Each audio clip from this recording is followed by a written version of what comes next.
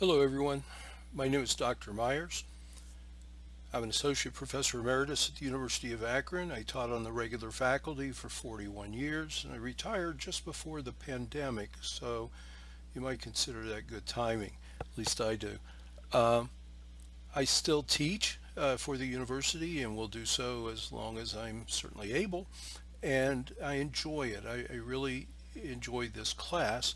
And this is a class that I particularly developed quite some time ago, as you'll see in a second. So, one of the things to mention right at the beginning is the name of the course is Introduction to Economic Analysis. Introduction sounds simple, might be like other introductory courses that you've taken. Perhaps you've picked up a introduction to general studies type class and you went to class and discovered all I have to do is show up for lectures and take two or three tests and I get what I get, right? And it's an easy class and maybe I get an A or B, but I don't really care because it's just filling up the class list for me. I want to caution you. This may be an introductory class, but I would put it on the level of introduction to calculus as opposed to introduction to pick your other study. And I use calculus simply because calculus is about solving problems. You're going to learn principles in calculus and you're going to apply them and you're going to solve problems. And that's what we're going to do in economic analysis. We're going to learn principles about the economy, and your grade's going to be based upon whether you grasp those principles enough to solve problems. Can you tell why something is occurring? What are the reasons that this might occur? What would happen if you do this in the economy? And so forth. And that's problem solving, which means that you can't come to this class and memorize. You can't just sit through the class and absorb it and listen to a whole lot of lectures. And by the way, there aren't a whole lot of lectures in this class. So you're not going to be able to do that and just take a few tests. By the way, there's a lot of testing in this class. So what I'm going to ask you to do is to bear with me as we begin to talk about the class, and then in another video I'll talk about the structure of the mastery testing that's used in this class. So, as I mentioned, some people think introductory, yeah, it's going to be an easy A. It's easy to get an A in this class. I've done everything I can to take grades away from your concern. It is easy to get an A. It is not an easy A by any stretch of the imagination. So with that, let's talk a little bit more about what's going on here. Well, first off, I am quite involved in a number of things, and I thought I'd throw you a few pictures here. I'm there with one of my 8 grandkids down in the corner. My wife and I have done a lot of things outdoors and scouting and so forth. I also have spoken and presented at a lot of data science presentations, conferences, what have you. And I blog at Economic Data Science, although that's getting old because I haven't really kept up there. But nevertheless, my link is there. Occasionally I'll write something out on LinkedIn. And I am an aficionado of coffee, and I use the SAS computer language in virtually everything I do. One of the things to understand about economics is it's very much data organized, very much data driven, that it is evidence that tells us whether or not our ideas and theory about the economy are correct and what have you. So you're going to get some introduction to data along the way in this class as well. Now, there's 2 books that you're going to be needing to use, and I have sent an email to you that maybe you've already downloaded them from the email, and that's good, but I do ask in Module 1, don't skip over those.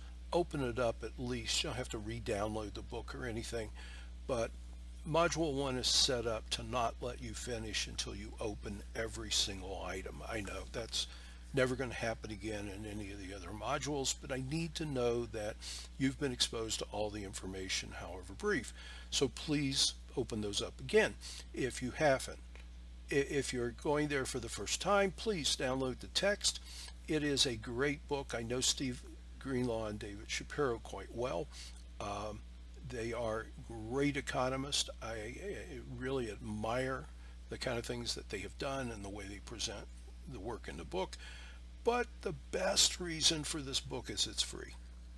The book on which this course was designed almost 20 years ago is now $360. So you're welcome. Please let me know how you're spending your savings. So textbook number one we're going to use for most of the course. But there is a second textbook which we're going to use this week. And that textbook is by Henry Hazlitt. It was written in 1946, and I think what you'll find is that it's just an absolutely amazing text. You're going to be required this week to read in that text and to write a essay by next Tuesday, by Tuesday of week 2. And more about that when you get into that level at the course. That'll be presented as soon as you finish Module 1. So I often say this, that I'm going to require you to read some things in this text, and students have told me they've gone ahead and read the entire book, or at least plan to read the whole book, when the course is over, whatever, because they find it that fascinating. Remember, written in 1946, relevant as it can be to today. This course was designed almost 20 years ago. I guess technically we're in our 20th year. It is 100% online, and it was designed to be online. It wasn't forced by any other reason, like the recent online courses that everybody went to because they were forced by the pandemic to finish. That is not the case in this. This was designed to be an online course from the get-go. That means it will not in any shape or form resemble you going to class, hearing 3 lectures a week, and taking a few tests. Not going to happen.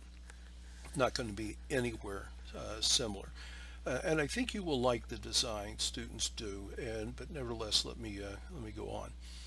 There are no meetings required, just to be very clear. We're not going to all get together on the first day, the last day, middle day, whatever. As much as that might be fun, there is no academic reason for us to get together. We will, meaning you and me, not the whole class, but we will get together somehow if your scores are low. And these are required interventions if you don't score highly enough. This is a class in mastery learning.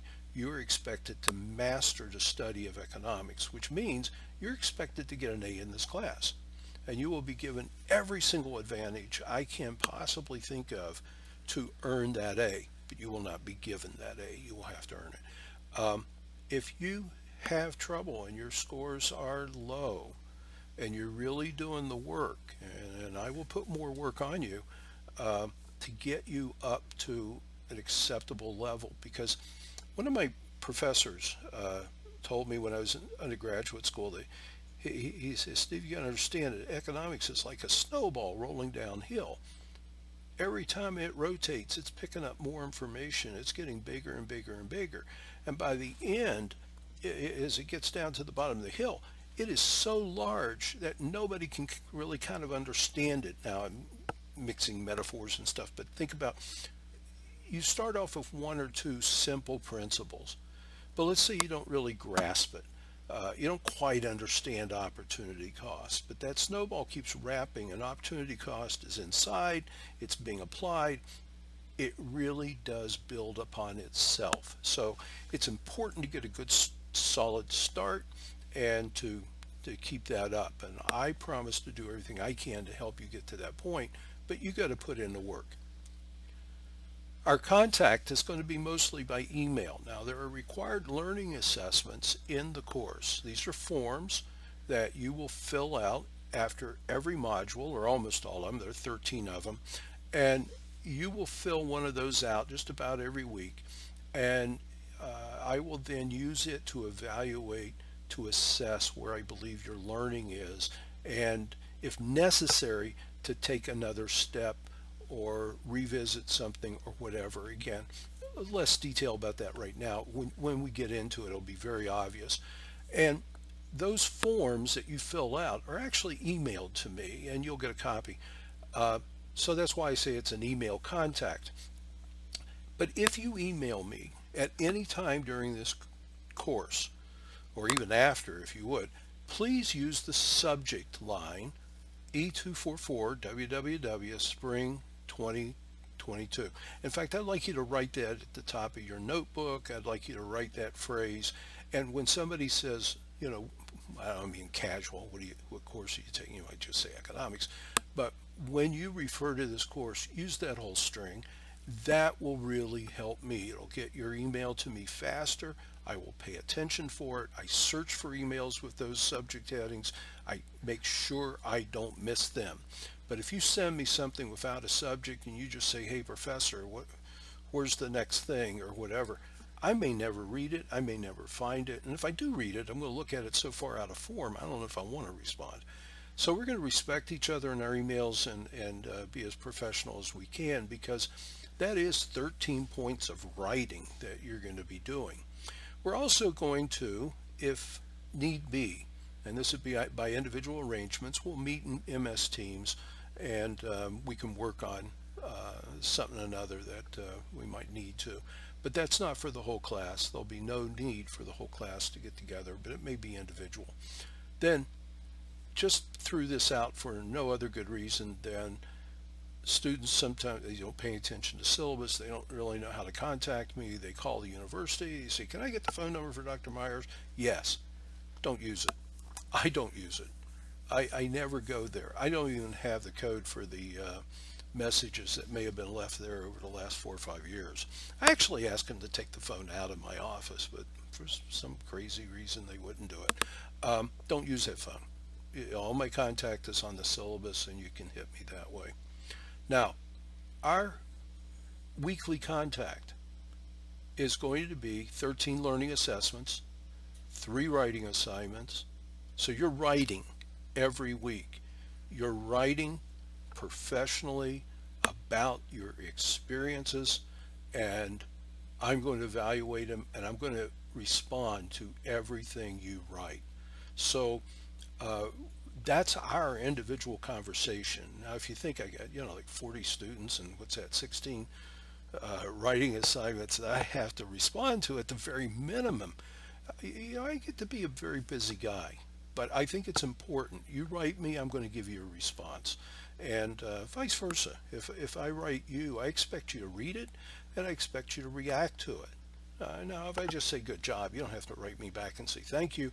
But if I say something in there that should elicit a comment, maybe I ask you a question, I expect that you will read it and you'll respond backward. Now, how's the course available to you? Well, it's available 24/7. It's designed in modules. There's a module due every week. In fact, you might be listening to this on Wednesday of the first week, and guess what? You are a day late with Module 1. Module 1 is due Tuesday of week 1. I really can't emphasize how important that is. Many students will start off thinking, well, hey, courses just sort of slowly ramp up, and I don't have to do anything first week, or I can put off whatever I need to do to the weekend, or whatever. No, you can't. There's an assignment due Tuesday of the first week, and then an essay based upon reading a book on the second Tuesday. So that should be starting Wednesday of week 1. So if it is Wednesday, you're a day late on Module 1. It won't take you that long to finish it, but finish it right now, and then get on to working on Module 2A, so you won't be late then. After that, we're going to start going into the Greenlaw and Shapiro book. You're going to have a 10-item quiz at the end of each bit of study for each module. That's 13 of those, and you're going, or 12 of those, and you're going to then have an opportunity to take that 10-item quiz up to 3 times. But whoa, wait, you're not getting the same quiz every time. You're getting the same concepts, but that's not the same question. Your goal here is to learn principles to solve problems. So once you don't do well on, say, quiz attempt number 1, you're expected to read what you missed. You'll be given the right answer. You need to figure out why that right answer is the answer it is, and then study a little bit and take that second quiz. Every term, students take quizzes back to back. They'll take all 3 in a row. They'll end up with a score of 7, and then they can't understand why they're not able to succeed in the class. In fact, doing that probably means you will do miserable on the next module because everything builds on the module before. So this is one of the reasons the learning assessment is there. Maybe you don't do really well on the first 3. We're going to have to stop and take my time and take your time and go through the problems to kind of get you where you need to be. You will not be allowed to go to the next module until we solve the problems on the module you're in. So keep that in mind. There are some bonus points through the class, and frankly, you have to find them. They're in the content. How do you get graded in here? Well, first off, there's 12 quiz-based modules on the textbook, and you may notice that there's some numbers missing there. Module 5 doesn't exist. Module 10 doesn't exist. Well, this is a nearly 20-year-old course. Some of those modules have just kind of vanished over time, and other modules have been modified heavily. So the course has been kept up to date, and that's why the numbering is so funny, because every time I make a change like that, I'm not going to go back and renumber everything. And frankly, that's why there's a module 2B and a 2A. So you're going to have 3 essays, actually 5 essays, in 3 different modules there in the middle. You'll see the points that are there. But if you look down to what's required, everything requires a written report from you. Everything. So in the quiz-based modules, you will take the quiz, you will get a score, but that's not the end of it. I will need to read it, you telling me about that experience, what you learned, what you still have problems with, and I'm not minimizing that. That written communication is incredibly important, because my goal is to turn you into a pretty good economic analyst by the end of this, and I need to understand where you are and how you're thinking before you get to the next module. Now, there are some pressure points in the course. You may probably already figured this out. The first pressure point is Module 1 is due on day 2. Module 1 is due Tuesday of the first week. And 1 week later, you have an essay to turn in on reading a book. And the following Tuesday, you will have to read 2 chapters in your text, learn those, and be ready to take a quiz. That's a lot of startup. And it's something that you can fall behind on really easy. If you procrastinate, I can guarantee you will either be dropping this course or getting a horrible grade at the end, and neither you nor I will have a good time this term. Do not procrastinate. Stay on track. The second pressure point, there's a module due every Tuesday. It does not let up. For the entire term, it does not let up. So you have to be prepared to have a module in every Tuesday. And then the third pressure point is there's just 3 modules due, essentially finals week. Now, let me explain it a little bit. Module 15 is the last graded assignment, it's due in the last week. Module 15A is a writing assignment, your final project. It's due immediately after Module 15. You say, well, wait, that's not enough time to do it. Of course it's not. You're going to see Module 15A right as soon as you finish Module 11. So you're going to have 4 weeks to work on that, and it's going to take it. 16 is the module which is just the evaluation. So, but nevertheless, it's something you have to do during a very busy finals week. So time management on your part is essential. Don't fall behind. Get a good start. Stay at it.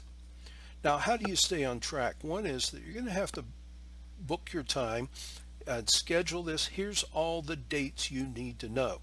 And what I want to talk about here is this pattern. Every Monday, a module becomes unavailable. If you haven't completed it, you get a 0. It's just the way it is. You've got to get it done. But that's a week after it's due. And every Tuesday, a module is due. Every Wednesday, you begin independent study on the next Tuesday's completion.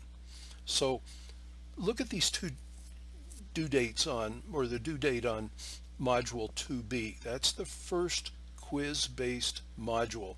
And you'll have to get a 10 to move on, take it 3 times, whatever, but it is due Tuesday, January 25th, not the 26th, not the 27th. You do not have up to the closure date to finish that module. It is due on January 25th. No exceptions. That time period in between is not yours. It's mine. It's not a grace period. It's for me to use to evaluate your work. That is not a time period that gives you permission to be a day or 2 or 6 late. You may not use that. It's not permission to go into there. Your work is due on Tuesday, January 25th. If you don't do it, you're going to hear from me on January 26th. I can kind of guarantee that. So use the due dates. The closure dates is when a 0 is put in there. And that 0 only occurs if you don't get it done. So please don't consider that part of your scheduling. And if you do, let's say you take the first opportunity here, you don't complete 2B until January 31st. Module 3 is due the next day. You're going to be a week late on it. You never get to make up this time. Don't go into debt on time because you can't pay it back, and it will make your term very unhappy. Stay on schedule, and I think that's really just the best way to go. Now, I've taken just a little bit longer than I'd like. It's about 22 minutes now, and I do hope this helps. I will talk to you again on on how the course is set up. And how you navigate through the course in just a bit. But this was a welcome to the course, a little bit of an introduction. If need be, scare you to get on the due dates. Don't fall behind. I'm really not saying this because, hey, it's my schedule and so forth. There's so much work in this course, you will not be able to catch up. And students who have tried have miserable terms, and I don't want that for you. I hope at the end that you find that you're as fascinated with economics as I am, and that you become a better voter, a better consumer, a better producer, and you find tools that will give you value for the rest of your life. I wouldn't say that about too many courses you'll take in the university. Certainly there's some vocational courses that might put you into a career path or something like that. But as far as learning how to think, and so nothing is as good as economics, and I hope that you will agree with me, and I wish you well.